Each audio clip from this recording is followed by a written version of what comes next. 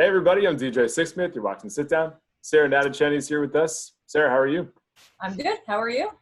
Doing great. It's a weird time right now, but all things considered, healthy. That's all I can ask for. That's all I can ask for. Yeah. So why don't we talk about your new project, the Marvel Black Widow project? How did that all come together, and what was it like putting it together? So cute story. I auditioned for it, yes, but it was kind of a weird way into the audition. My director, Amanda Rose Smith, I'd worked with her once before on a podcast, so on a serialized podcast called Dead Air.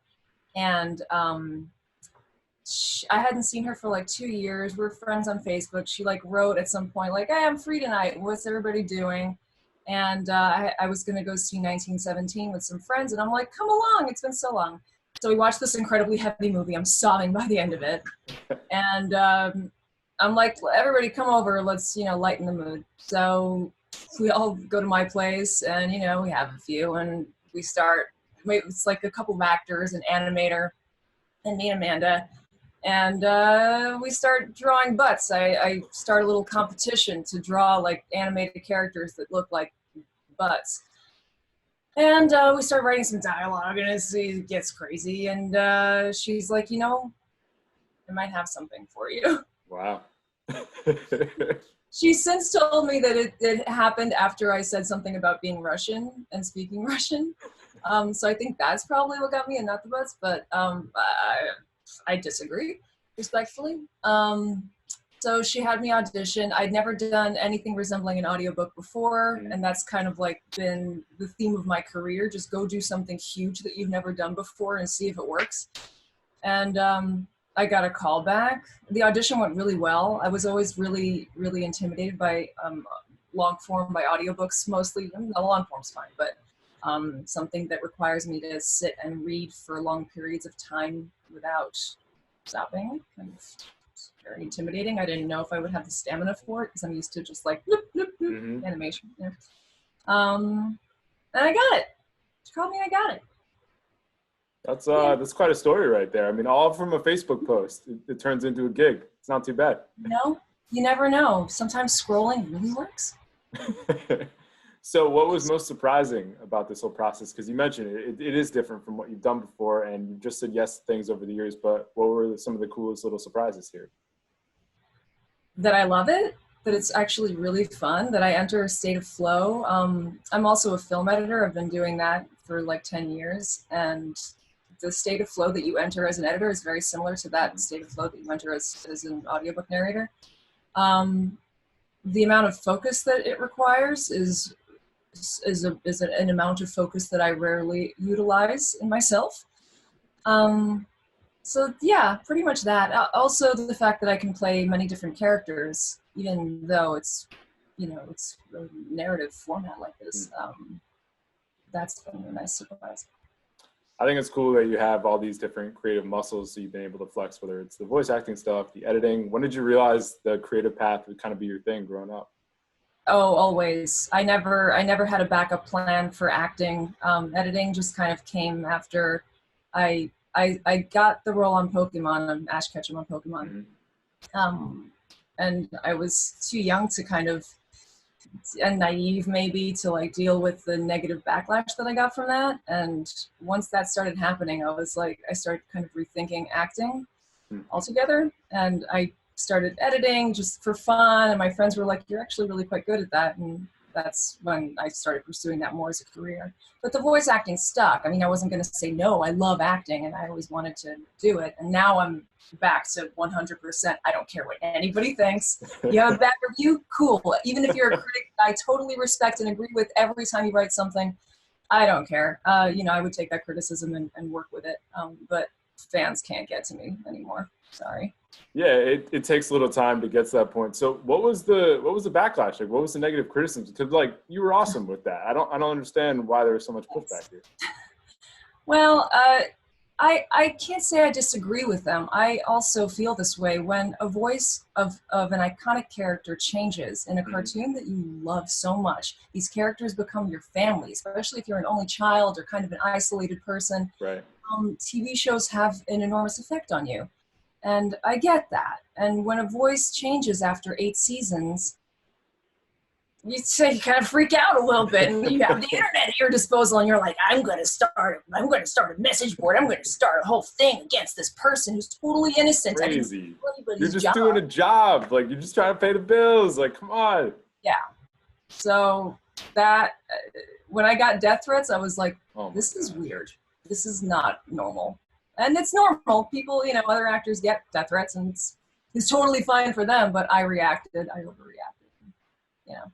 That's really insane. So are you able to kind of separate the two? Like, this part was like a life-changing, career-changing thing, and also there was some crap I had to deal with. Like, how do you kind of look at everything now?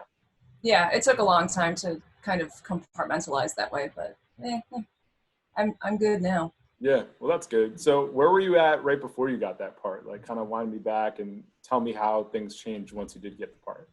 On Pokemon? Yeah, on Pokemon. I was normal actor person. I was a teenager. I went to Lee Strasberg starting when I was like 12 years old. After I quit doing rhythmic gymnastics, I did that for most of my childhood. And I started acting, and I fell in love with it, and I just happened to book this huge role. It just happens to people. It usually doesn't happen often on like a random audition, I don't think, but I just got really, really lucky.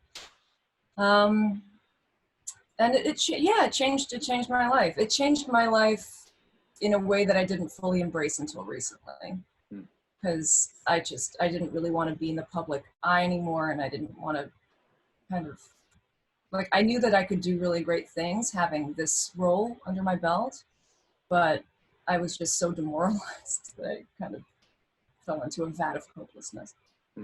Yeah, I would imagine all that is pretty overwhelming at the time. And now that you've had separation, it's like, yeah, this was cool. But like living through it and going through all that crap, and then also just like dealing with the hype of it, like that's a ton of stuff you got to deal with. Yeah.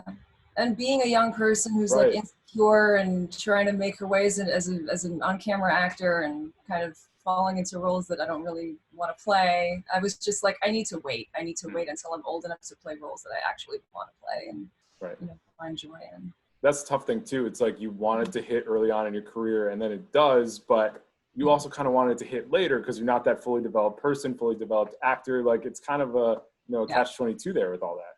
Yeah, and I was always a perfectionist, and I wanted everything to be just right, and that's why editing worked out so well for me, because I'm such a persnickety little person.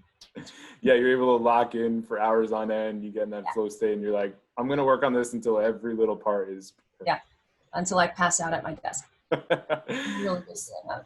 So what else have been some of the other challenges just in terms of your career, in terms of being a voice actor, balancing the editing, just building this whole thing out? What are some other hurdles you've had to overcome? But it's not enough. I think I'm good on the hurdles. I'm ready to just enjoy my career and ready to chill a little bit.